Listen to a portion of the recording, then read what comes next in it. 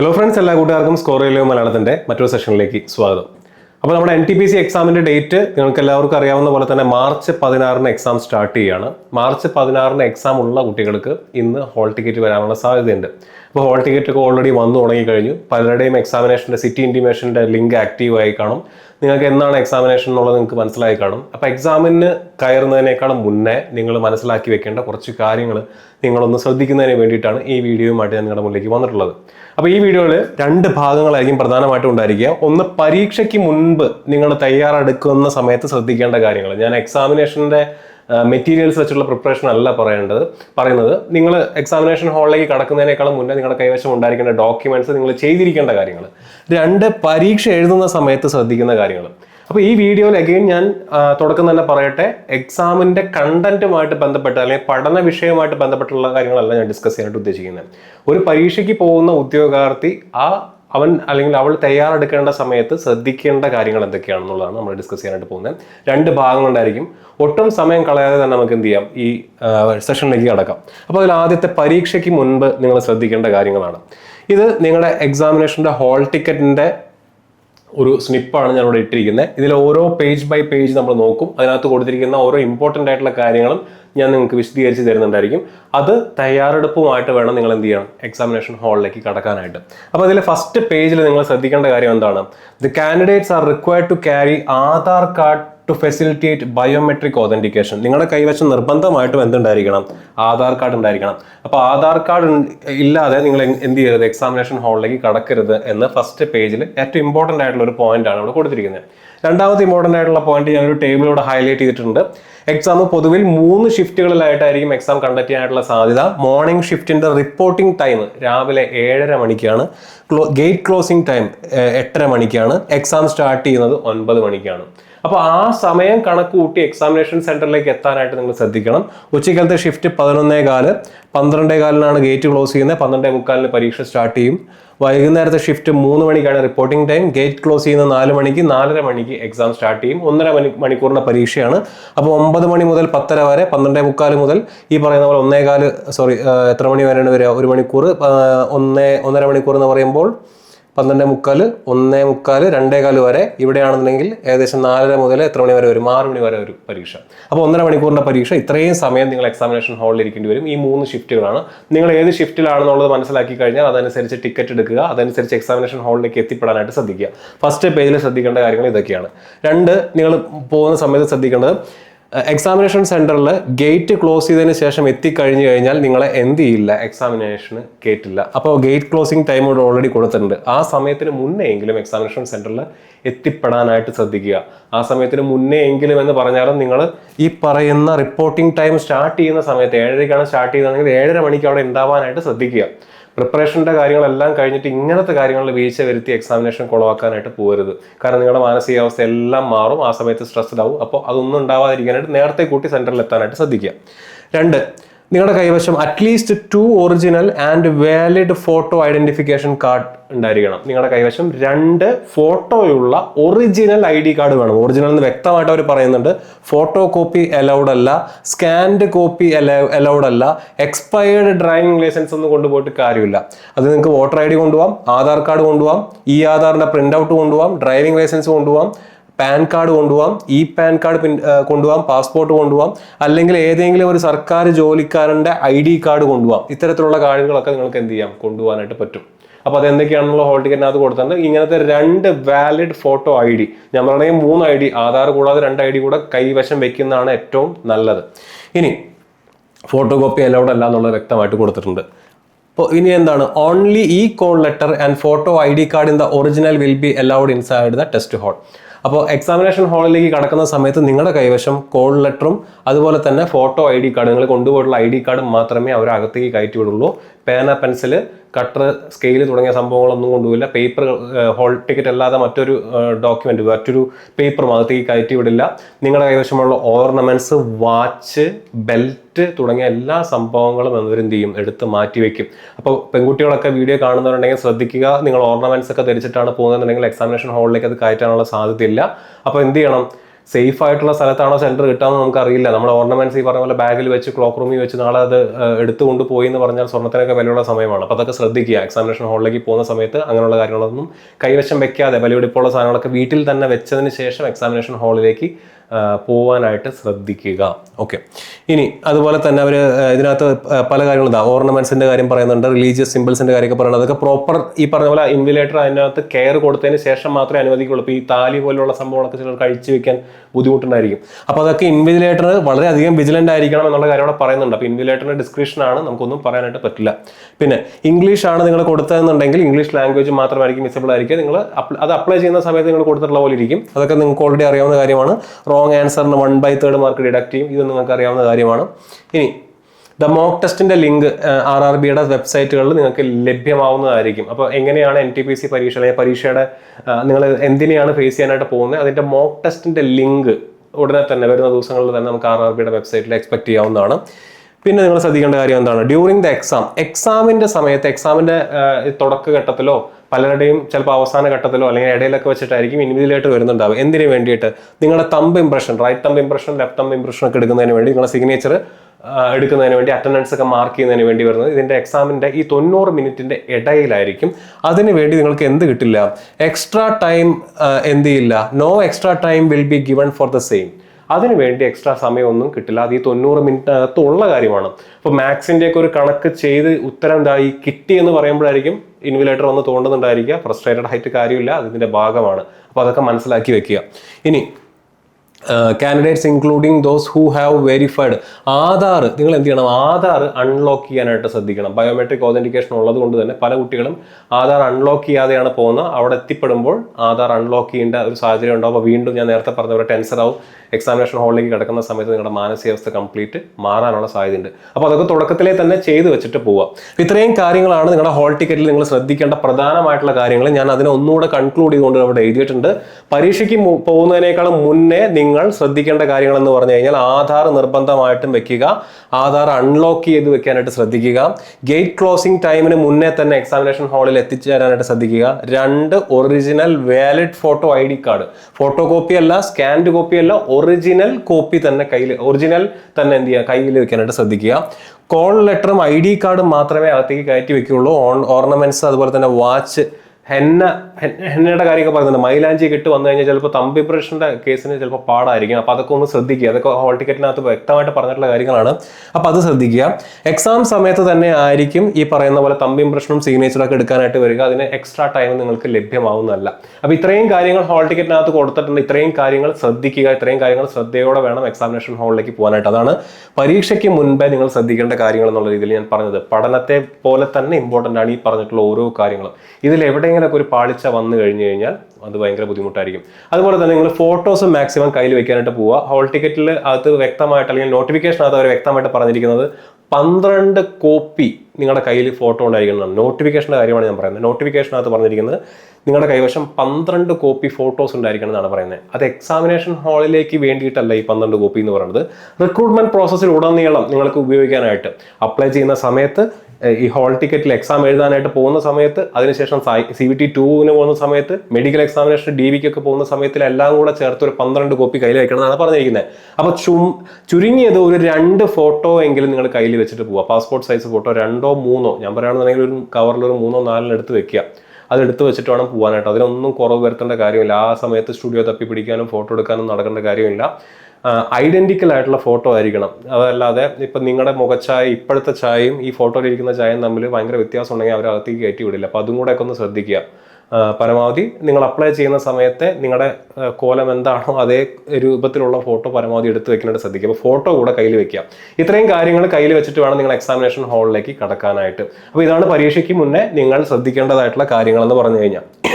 ഇനി എക്സാമിനേഷൻ ഹാളിൽ നിങ്ങൾ എന്തിനാണ് നേരിടാനായിട്ട് പോകുന്നത്, നമുക്ക് അതിലേക്ക് നോക്കാം. അപ്പോൾ അതിൽ ആദ്യം വരുന്നത് എന്താണ്? CBT, നിങ്ങൾ എഴുതാൻ പോകുന്ന കമ്പ്യൂട്ടർ ബേസ്ഡ് ടെസ്റ്റിനെ നിങ്ങളൊന്ന് മനസ്സിലാക്കി വെക്കുക.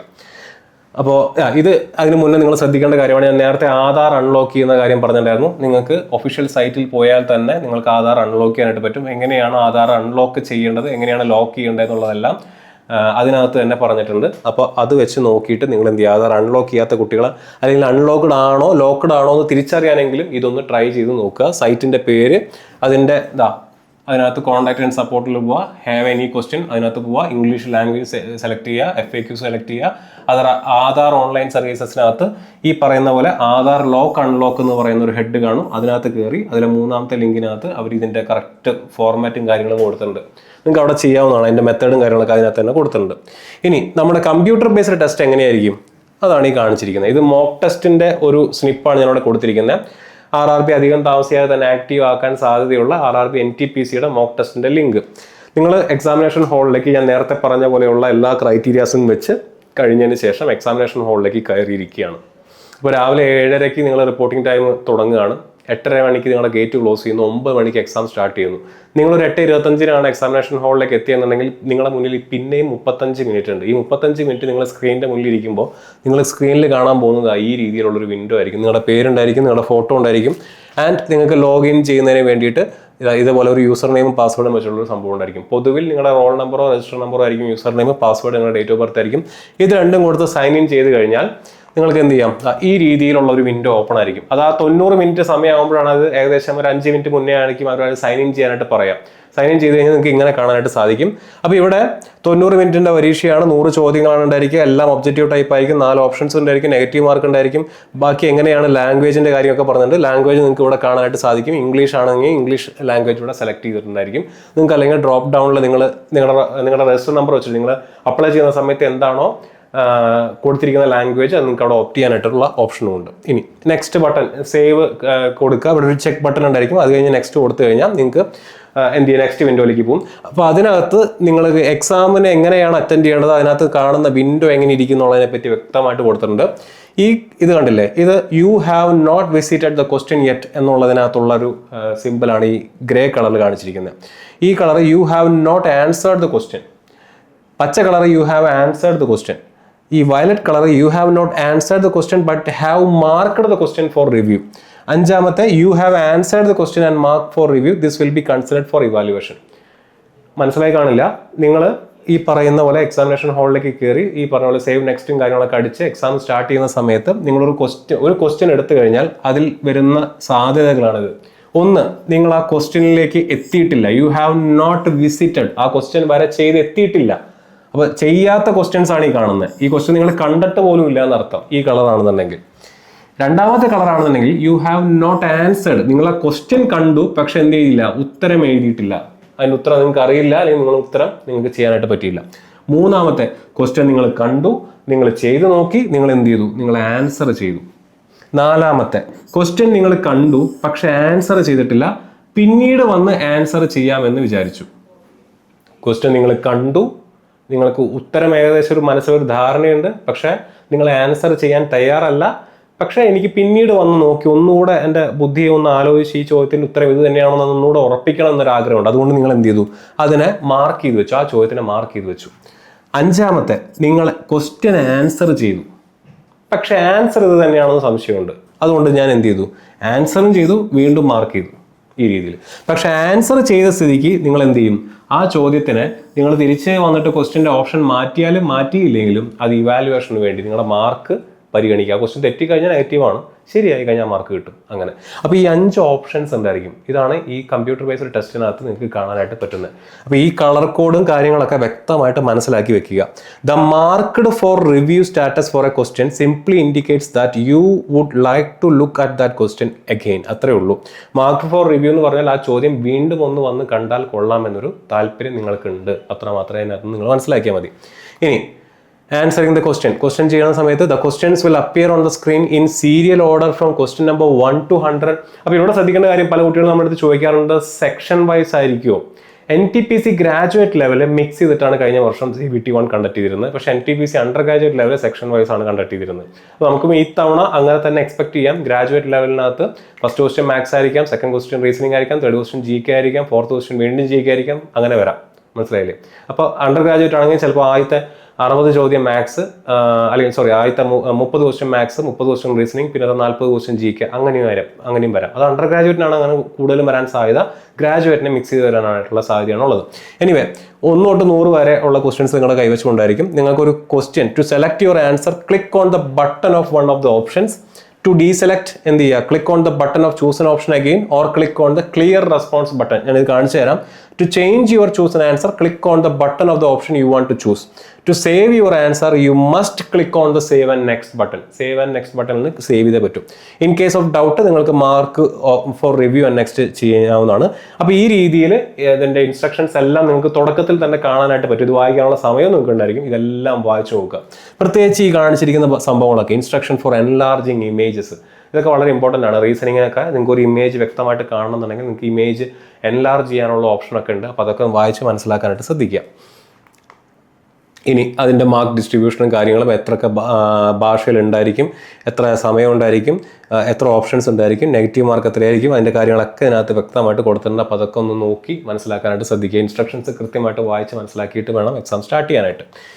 ഇതാണ് ഞാൻ നേരത്തെ പറഞ്ഞ സംഭവം. അപ്പോൾ ഇവിടെ നോക്കിക്കഴിഞ്ഞാൽ ക്വസ്റ്റ്യൻ നമ്പർ 1, ഈ 1 എന്ന് പറയുന്ന ചോദ്യം നിങ്ങൾ എന്ത് ചെയ്തു, വിസിറ്റ് ചെയ്തു, പക്ഷെ ആൻസർ ചെയ്തിട്ടില്ല. അതുകൊണ്ട് അതിൻ്റെ കളർ ഈ കളറിലിരിക്കുന്നത്. 2, 3, 4 ഒന്നും നിങ്ങൾ കണ്ടിട്ടില്ല, അതുകൊണ്ടാണ് അതിൻ്റെ കളർ എന്ത് കളറിലിരിക്കുന്നത്, നോട്ട് വിസിറ്റഡ് എന്നുള്ള കളറിൽ ഇരിക്കുന്നത്.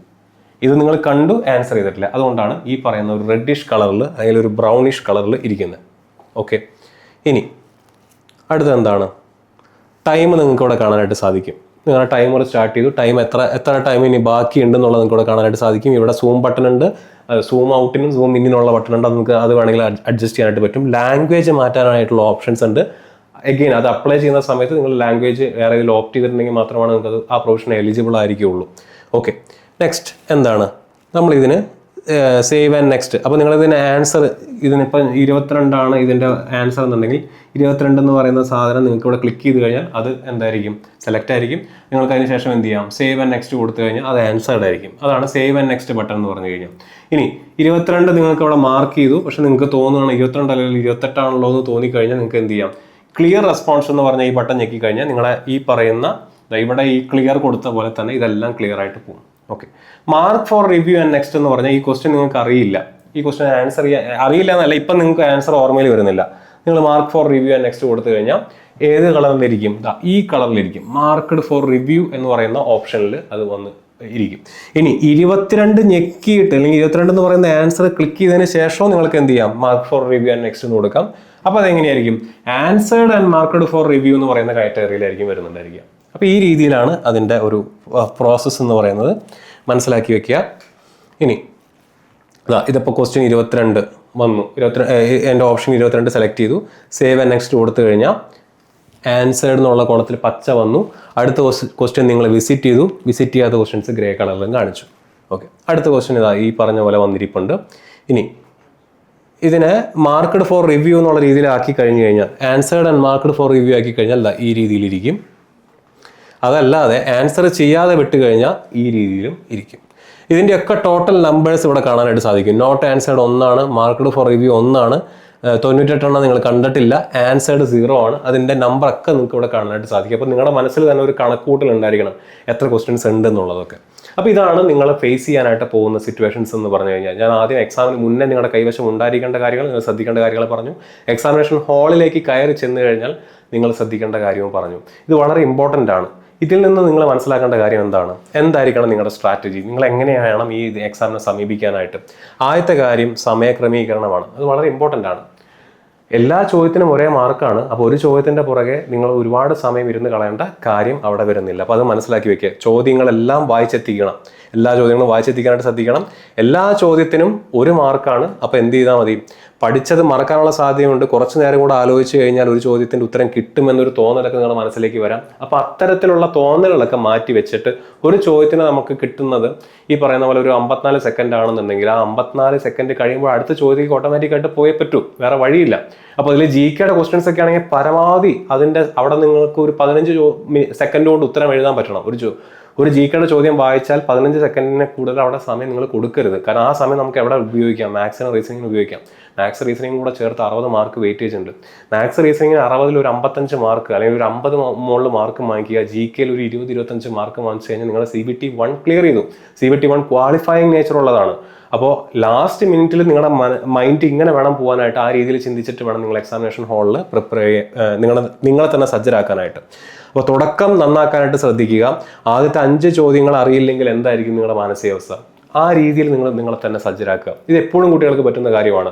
നല്ല രീതിയിൽ പ്രിപ്പയർ ചെയ്ത് റിവൈസ് ചെയ്ത് ഷോർട്ട് നോട്ടൊക്കെ വെച്ച് പ്രോപ്പറായിട്ട്, ഞാൻ നേരത്തെ പറഞ്ഞ പോലെ നേരത്തെ എക്സാമിനേഷൻ ഹാളിലെത്തി ഇതെല്ലാം ചെയ്തു, ചെയ്യാവുന്നതിൻ്റെ മാക്സിമം എല്ലാം ചെയ്തു. പക്ഷെ നിങ്ങൾ ഒരിക്കലും നിങ്ങളെ തന്നെ വിഭാവനം ചെയ്യാത്തൊരു സിറ്റുവേഷനാണ് എക്സാമിനേഷൻ തുടങ്ങുന്ന സമയത്ത് ആദ്യം കാണുന്ന 5-10 ചോദ്യം നിങ്ങൾക്ക് കിട്ടാതെ വന്നു. എന്ത് ചെയ്യും? സമയം പോയിക്കൊണ്ടിരിക്കുകയാണ് അല്ലേ? ആദ്യത്തെ 10 ചോദ്യം നോക്കിയിട്ട് കിട്ടുന്നില്ല. 10 ചോദ്യത്തിൽ ചിലപ്പോൾ ഒരു 2 കിട്ടുന്നുള്ളൂ, ബാക്കി ഒന്നും കിട്ടുന്നില്ല. പഠിച്ചതാണ്, നല്ല രീതിയിൽ പ്രാക്ടീസ് ചെയ്തതാണ്, ചെയ്യാവുന്ന മാക്സിമം എഫേർട്ട് എല്ലാം ചെയ്തതാണ്. പക്ഷെ ഇത് സംഭവിക്കും, പലപ്പോഴും ആളുകൾക്ക് സംഭവിക്കുന്നതാണ്. ശ്രദ്ധിക്കേണ്ട കാര്യം എന്താണ്? ആദ്യത്തെ 10 ചോദ്യം കിട്ടിയില്ലെങ്കിൽ പിന്നത്തെ 90 ചോദ്യം അപ്പുറത്ത് കിടപ്പുണ്ട്. ചിലപ്പോൾ ആ 90 നിങ്ങൾക്ക് കിട്ടുന്നതായിരിക്കും. പക്ഷെ ഈ ആദ്യത്തെ 10 ചോദ്യം കിട്ടിയില്ലെങ്കിൽ എന്ത്? ആ ഒരു സിറ്റുവേഷൻ എങ്ങനെ ഹാൻഡിൽ ചെയ്യണം എന്നുള്ളത് നിങ്ങളുടെ മൈൻഡിൽ തന്നെ ഇതിനോടകം പലപ്പോഴായിട്ട് ട്രെയിൻ ചെയ്തിരിക്കണം. അല്ലാതെ ആദ്യമായിട്ടായിരിക്കരുത് നിങ്ങളുടെ തലച്ചോറ് അങ്ങനെ ഒരു സിറ്റുവേഷനെ അഭിമുഖീകരിക്കുന്ന സിറ്റുവേഷനിലേക്ക് വരുന്നത്. അങ്ങനെ വന്നാൽ എന്ത് ചെയ്യും? നിങ്ങൾ പാനിക് ആവും, ബ്ലാക്ക് ഔട്ട് ആവും. നിങ്ങൾക്ക് എക്സാമിനേഷൻ ഹാളിൽ ശ്രദ്ധയോടെ കൂടെ ഇരിക്കാനായിട്ട് പറ്റില്ല. ഓൾറെഡി നിങ്ങൾ അങ്ങനെ ഒരു മൊമെൻറ്റ് നിങ്ങളുടെ മനസ്സിൽ നിങ്ങൾ ഇമാജിൻ ചെയ്തിട്ടുണ്ട്. ഓക്കെ, ഞാൻ എക്സാമിനേഷൻ ഹാളിലേക്ക് കയറി എക്സാം സ്റ്റാർട്ട് ചെയ്യുന്ന സമയത്ത് ഞാൻ ആദ്യം കാണുന്ന 5 ചോദ്യം എനിക്ക് കിട്ടിയില്ലെങ്കിൽ ഞാൻ എന്ത് ചെയ്യും? ഞാൻ പതറില്ല, ഞാൻ 6ാമത്തെ ചോദ്യം തൊട്ട് ചെയ്തു തുടങ്ങും, അല്ലെങ്കിൽ 11ാമത്തെ ചോദ്യം തൊട്ട് ഞാൻ ചെയ്തു തുടങ്ങും. ഇത് മനസ്സിനെ പറഞ്ഞ് പഠിപ്പിച്ചു കഴിഞ്ഞാൽ എക്സാമിനേഷൻ ഹാളിലേക്ക് ചെല്ലുന്ന സമയത്തും ആദ്യത്തെ ഈ 10 ചോദ്യങ്ങൾ കിട്ടിയില്ലെങ്കിലും നിങ്ങൾ എന്ത് ചെയ്യും? നിങ്ങൾ പാനിക് ആവാതെ ബാക്കി ചോദ്യങ്ങളെല്ലാം ചെയ്ത് അവസാന സമയത്ത് വീണ്ടും ഈ 10 ചോദ്യങ്ങൾ റീവിസിറ്റ് ചെയ്യാനുള്ള ഒരു ഓപ്ഷൻ ഉണ്ടെങ്കിൽ ആ സമയത്ത് ചിലപ്പോൾ നിങ്ങൾക്ക് ഈ 10 ചോദ്യം കിട്ടിയെന്ന് വരാം. പറഞ്ഞ് മനസ്സിലാവുന്നുണ്ടോ? ഇതൊക്കെ തലച്ചോറിൻ്റെ ഒരു കളികളാണ്. നിങ്ങൾ എത്ര തന്നെ പ്രിപ്പയർഡ് ആണെന്ന് പറഞ്ഞാലും നമുക്കറിയില്ല എക്സാമിനേഷൻ ഹാളിൽ നിങ്ങളെ വെയിറ്റ് ചെയ്തിരിക്കുന്ന ക്വസ്റ്റ്യൻസ് എങ്ങനെയുള്ളതാണെന്നുള്ളത്. അപ്പോൾ അതൊക്കെ ഏറ്റവും വേഴ്സ്റ്റ് എന്ത് സംഭവിക്കാം എന്നുള്ളതെല്ലാം തലച്ചോറിനെ പറഞ്ഞ് പഠിപ്പിച്ചതിന് ശേഷം എക്സാമിനേഷൻ ഹാളിലേക്ക് കയറി ചെല്ലാനായിട്ട് ശ്രദ്ധിക്കുക. അപ്പോൾ ഈ ലാസ്റ്റ് മിനിറ്റിൽ എനിക്ക് നിങ്ങളുടെ അടുത്ത് പറയാനുള്ളത് ഇങ്ങനെയുള്ള കാര്യങ്ങളാണ്. നിങ്ങൾ പഠിക്കാനുള്ളതൊക്കെ പഠിച്ചു, ഇത്രയും സമയം കൊണ്ട് പഠിച്ചെത്തിക്കാവുന്ന അത്രയും പഠിച്ചു, റിവൈസ് ചെയ്യാവുന്നതൊക്കെ റിവൈസ് ചെയ്തു, പ്രാക്ടീസ് ചെയ്യാവുന്നതൊക്കെ പ്രാക്ടീസ് ചെയ്തു. ഇനി നിങ്ങൾ ശ്രദ്ധിക്കേണ്ടത് ഇത്തരത്തിലുള്ള ചെറിയ ചെറിയ കാര്യങ്ങളുടെ പുറത്ത് നിങ്ങൾക്ക് വീഴ്ചകൾ സംഭവിക്കാതിരിക്കുക. അതിന് വേണ്ടിയിട്ടാണ് ലാസ്റ്റ് മിനിറ്റ് പ്രിപ്പറേഷൻ സ്ട്രാറ്റജി എന്ന് പറഞ്ഞിട്ട് ഞാൻ ഈ ഒരു വീഡിയോ നിങ്ങളുടെ മുന്നിലേക്ക് ചെയ്തിട്ടുള്ളത്. അപ്പോൾ ഇതിനകത്ത് പറഞ്ഞിട്ടുള്ള ഓരോ കാര്യങ്ങൾ നിങ്ങൾ ശ്രദ്ധിക്കുക.